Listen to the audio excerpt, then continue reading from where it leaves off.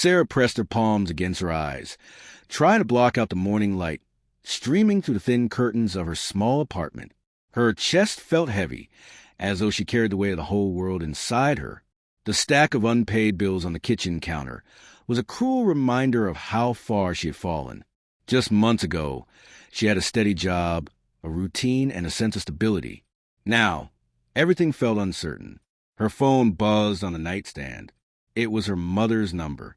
Sarah hesitated before answering, trying to steady her voice. "Hi, Mom," she said softly. Her mother's weak voice came through, filled with love but laced with worry. "How are you holding up, sweetheart?" Sarah wanted to lie, to say she was fine, but her throat tightened. "I'm trying, Mom." After hanging up, Sarah sat in silence. Tears welled up, but she pushed them back. She didn't want to cry again. She had cried too much already. That afternoon, she walked into her kitchen, picked up the eviction notice she had received the day before, and sank into a chair. Her chest ached. This was her breaking point. She whispered to herself, "I can't do this anymore." But then, almost instinctively, another thought followed. Asterisk, you survived this far. You can't give up now. Asterisk. It wasn't loud, but it was steady. A small, stubborn spark deep inside her refused to let her surrender. The next morning, she made herself a cup of weak coffee and pulled out an old notebook. On the first page, she scribbled down 3 small goals. 1. Update my resume. 2. Apply for at least 3 jobs. 3. Take a walk. They weren't big, life-changing steps, but they were something. That day, she updated her resume on her aging laptop. She felt rusty, doubting every word she typed. But she kept going. She applied to 3 jobs, even though part of her was sure no one would call back. Then, she laced up her shoes and went outside for a short walk. The air was cold, but refreshing. As she walked past children playing and neighbors chatting, she realized something. Life was still moving, and she could move with it. Days turned into weeks. Rejections piled up in her email inbox, but she kept sending applications anyway. Each, "We regret to inform you," stung, but she refused to stop.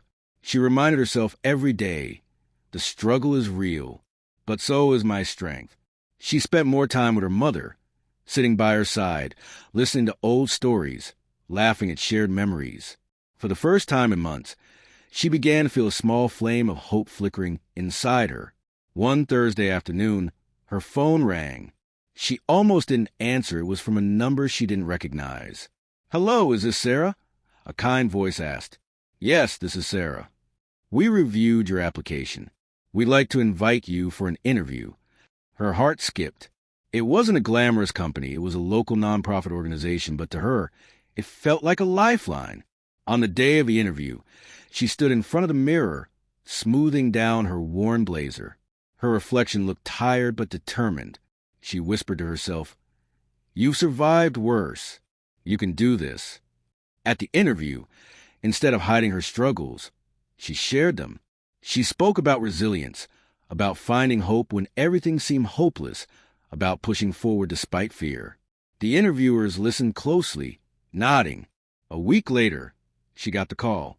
"Congratulations, Sarah. We'd love for you to join our team." She covered her mouth, tears flooding her eyes. For the first time in a long time, they were tears of relief. The job wasn't easy. She worked with people who had faced homelessness, heartbreak, and despair. At times, their stories broke her heart, but they also reminded her that she wasn't alone in her pain. In their eyes, she saw her own past struggles, and in her strength, they saw hope. One evening, she sat with a young woman at the shelter who whispered, "I feel like I can't make it." Sarah gently held her hand and said, "I used to feel the same way.